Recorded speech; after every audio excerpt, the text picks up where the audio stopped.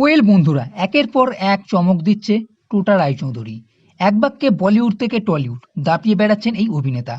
একদিকে স্পেশাল অপশনের মতো জনপ্রিয় সিরিজের পরবর্তী সিজনে দেখা যাবে তাকে, অন্যদিকে ফেলুদা হয়ে আবার ফিরছেন তিনি বাংলা সিরিজে। তবে শুধু সিজিতের সিরিজই নয়, এবার সৃজিত মুখোপাধ্যায়ের আগামী ছবিতেও অভিনয় করবেন টোটা রায়চৌধুরী। দীর্ঘ কয়েক বছর পরে দেবের সঙ্গে স্ক্রিন শেয়ার করবেন তিনি। বাংলা সিনেমায় দেবের সুপারস্টার হয়ে ওঠার পিছনে যে ছবির অবদান অনস্বীকার্য, তার মধ্যে উল্লেখযোগ্য পরাণ যায় জ্বলিয়ারে ও পাগলু। এই দুই ছবিতেই দেবের সঙ্গে অভিনয় করেছিলেন টোটা রায়চৌধুরী। মাঝে কেটে গেছে প্রায় এক দশকের বেশি সময়। এবার ফের দেবের ছবিতে ফিরবেন টোটা। এবার অবশ্য শুধুই সহ অভিনেতা নন, এবার ছবির প্রযোজক দেব নিজেই। শুধু দেবই নন, সৃজিত মুখোপাধ্যায়ের সঙ্গেও আগে কাজ করেছেন টোটা। সৃজিতের ফেলুদা হয়ে সাড়া ফেলেছিলেন তিনি। খুব শীঘ্রই ফেলুদা সিরিজের আগামী সিজনে ফের দেখা যাবে তাকে। ভূস্বর্গ ভয়ঙ্কর অবলম্বনে তৈরি হবে এই সিরিজ।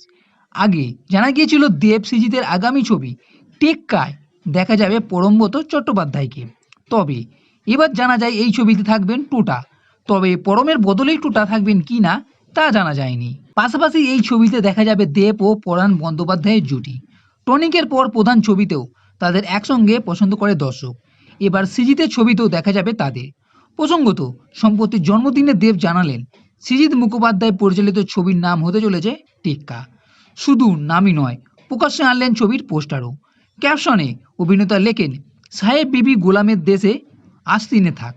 এই ছবিতে দেবের সঙ্গে ফের দেখা যাবে রুক্মিণী মৈত্রকে। সঙ্গে রয়েছেন স্বস্তিকা মুখোপাধ্যায়ও। শীঘ্রই হতে চলেছে শুটিং। শোনা যাচ্ছে এই থ্রিলারের প্রেক্ষাপট হতে চলেছে প্রেম ও প্রতিহিংসা। ছবির সঙ্গীতে দায়িত্ব থাকবেন অনুপম রায়। আর জানা যাচ্ছে এই টেক্কা ছবিটি 2024 সালে পুজোর সময় রিলিজ হতে চলেছে।